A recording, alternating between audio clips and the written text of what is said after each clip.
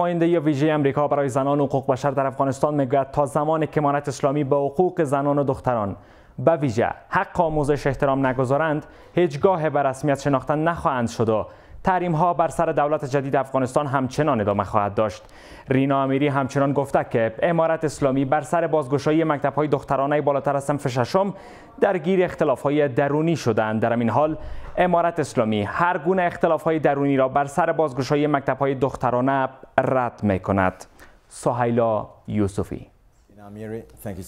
نماینده ویژه وزارت خارجه آمریکا برای زنان و حقوق بشر در افغانستان بار دیگر از تصمیم امارت اسلامی مبنی بر بسته ماندن مکتب‌های دوره متوسطه و لیسه انتقاد می‌کند و هشدار می‌دهد تا زمانی که شرط‌های مطرح شده در این مورد از سوی امارت اسلامی عملی نشود، هیچگاه دولت جدید افغانستان به رسمیت شناخته نخواهد شد و تحریم‌ها بر امارت اسلامی همچنان پابرجا خواهد ماند.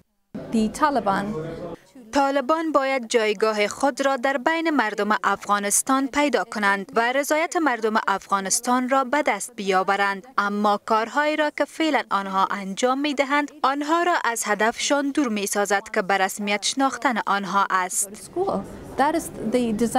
اگر روی کرده طالبانی همچنان دوام پیدا کنه و هیچ گونه راه بدیلی یا توجیهی در نسبت عمومیت بخشی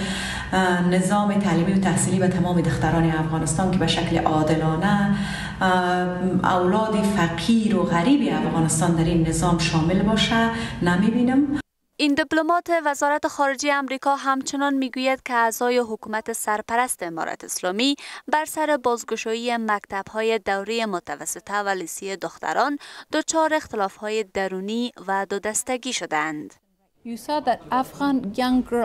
کسانی در میان طالبان درک می کنند که بازگشایی مکتب ها تصمیم درستی است، زیرا این تصمیم در راستای بقای سیاسیشان نیاز است، اما برخی دیگری از آنان با نگاه محدود به شرایط مانع از بازگشت تمام دختران به مکاتب شده است که به نظر من این یک تصمیم بی سابقه در میان کشورهای اسلامی است.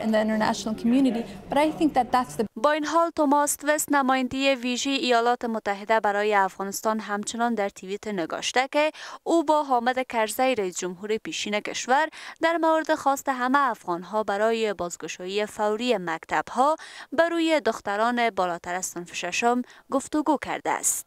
مردم افغانستان مشخصا زنای افغانستان و دانش آموزان افغانستان و معارف افغانستان به گروگان گرفتند تا اینکه قدرت‌های بزرگ جامعه جهانی و سازمان‌های بین‌المللی را تحت فشار قرار بدن تا اینکه از قدرت‌های بزرگ منافع بیشتری به دست بیارن.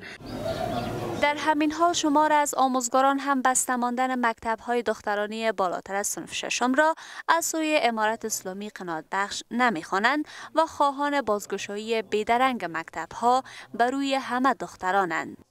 متاسفانه یک دلیل موجه و دلیل قناعت بخشی که ما از طرف امارت اسلامی دریافت کرده باشیم که به چی دلیلی مکاتب اوناس ما که از صنف 7 الی 12 هستند شروع نمیکنند یا اجازه آغازش نمیتن